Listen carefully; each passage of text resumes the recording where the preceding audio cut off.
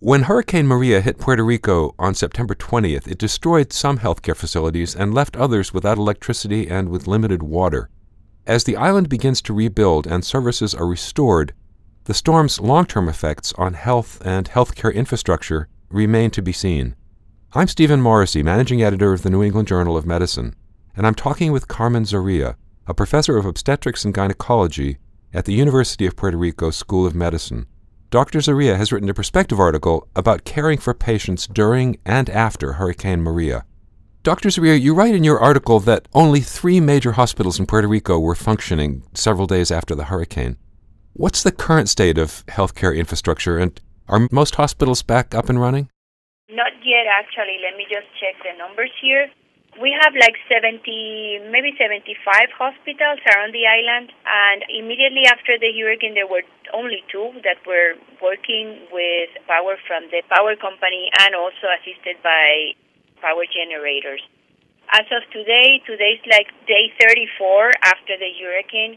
We have 65 hospitals working, but of those, only 49 have electricity from the power company. And that electricity is unstable, so most hospitals are having power outages and blackouts and interruptions almost every day. So it's the greatest situation here and the worst situation for health, economy, everything, is the lack of availability and strength of the power grid.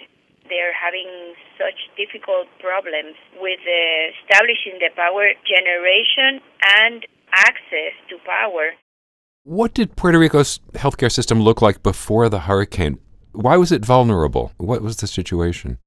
Yeah, well, first of all, the level of poverty in Puerto Rico is probably twice that of the poorest state in the mainland. So maybe half of the people qualify for healthcare assistance. So in contrast to the U.S., we do not have Medicaid, but we do have grant block funds that go to the health department, and they have what we call the healthcare reform. So they have subcontracted some healthcare companies to provide services to individuals.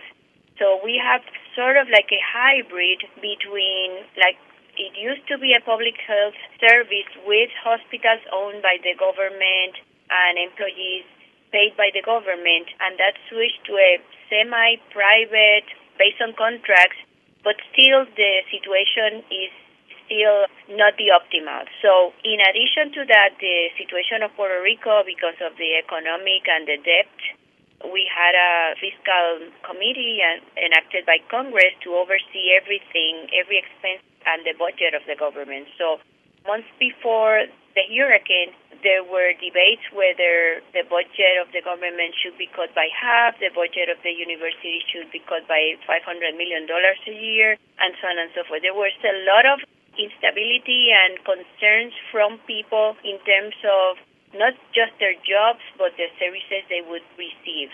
Going back to the healthcare services, we do have the same guidelines and we follow the same rules as in the U.S. So any hospital, any medical school, any healthcare facilities has to abide by U.S. rules and standards.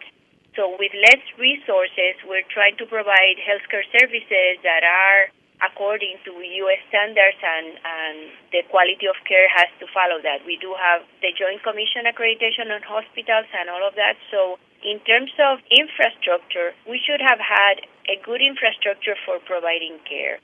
In terms of actual providers, there was sort of like a brain drain, and many younger healthcare professionals were relocating to the mainland U.S. So the healthcare system was not stable, was not strong. There were a lot of deficiencies and inequalities. You're in the obstetrics unit at the University Hospital. What particular challenges did you see in obstetrics after the hurricane? Did providing obstetrical care during a disaster differ from other kinds of healthcare services? Absolutely. In obstetrics, as in nature, when a woman is in labor, no one can stop that, actually. No one can stop a labor that's in progress. So we had a hurricane. We prepared our hospital, which is a tertiary care hospital. We receive every complicated patient from the island. In addition to anything that happens anywhere, all these patients come to our service. So I was on duty like 3-4 days after the hurricane. We didn't have running water. We didn't have clean sheets. I had only 4 sets of equipment for surgical procedures that were sterile, and we did not have an autoclave in the hospital because of the lack of water. So I had the labor room probably with twice the number of patients that we usually have. And I had patients that had prior cesarean sections that were waiting for their repeat cesarean section, and I had to hold those surgeries because they were in early labor, so you can actually wait for some hours, because I only had 4 sets of surgical instruments.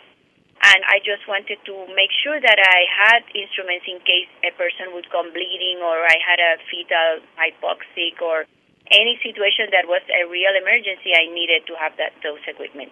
The next day after my night duty, we were able to send the surgical equipment to the VA hospital, and they were able to autoclave our instruments. So we've been living day by day. We haven't done any elective surgeries since before the hurricane. So we have a wait list of patients with the diagnosis of cancer, GYN cancers, waiting for surgeries. So as we speak, our department decided to move some of these cancer surgeries to another community hospital so that we can actually provide some of the services patients need.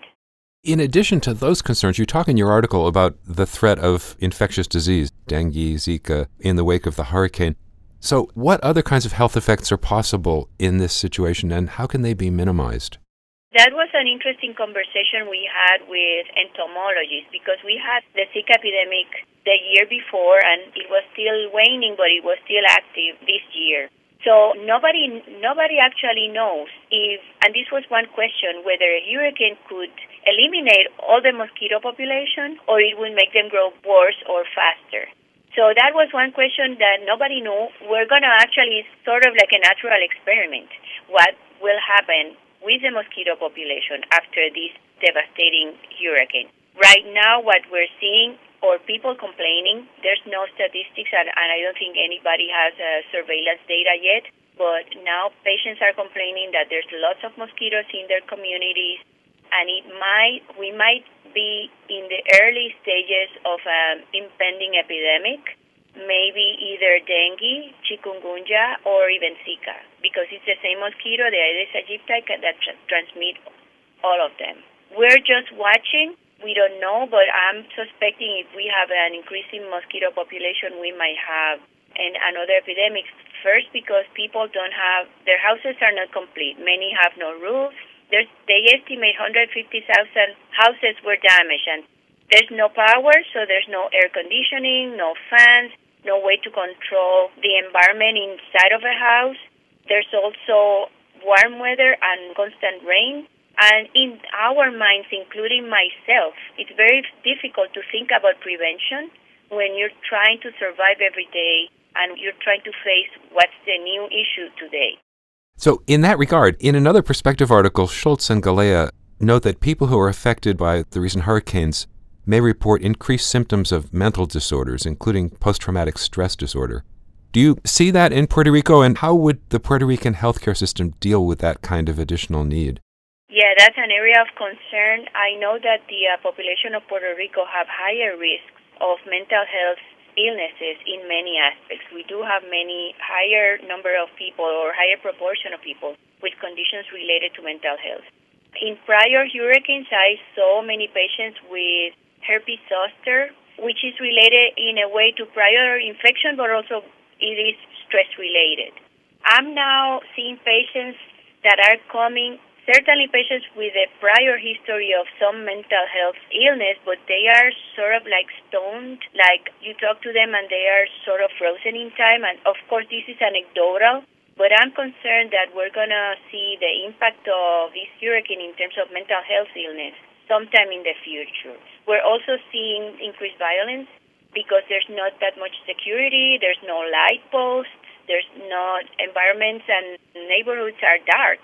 And there's not much to do, and there's a lot of need, so violence has increased. Exposure to violence also affects mental health in adults and in children. So I think these are things that are of concern that we need to prepare and we need to document. Finally, in a third perspective article, Tuckson and colleagues discuss the goal after a disaster of building communities that are actually healthier than they were before the disaster. So, If you think about that in terms of Puerto Rico, how should health and social service professionals in Puerto Rico be involved in the long-term rebuilding effort that needs to happen? I certainly enjoyed reading that article. It talks about we need to plan ahead, and certainly, even though we prepare for a hurricane, we never prepared for this. All health departments have had emergency planning teams working on planning for Ebola or planning for whatever the next epidemic. But it's different when you're trying to plan for something that you have some control rather than when you lose power and you lose all communication and people cannot talk to each other, you don't know who's where, you don't know who needs help. It's very different to plan for that. In terms of healthcare, I believe that, this is an opportunity for us to not just get back to normal or not just get back to where we were, but actually get to a place that we have improved healthcare systems and also people have more meaningful lives and healthier. But that will take a rethinking of everything in our lives, including certainly the way government is structured, the way health is subdivided and funded, the way communities are working, including the types of systems that we might have for power. People are talking about, we need alternative sources of power like wind and solar power. But I can tell you that some of my friends have been driving around the island. And there was a project on solar power in one of the small towns that was destroyed by the hurricane. There was another project on windmills for wind power that was also destroyed. So that doesn't mean that we might not rethink about and complete these structures and these systems, but we might need to think about how we protect solar power structures from hurricanes. We might have to have structures that might have like roofs on top that you can move or stuff like that. So we might have to rethink not just healthcare system, but also the power grid as well. Thank you, Dr. Zorrilla.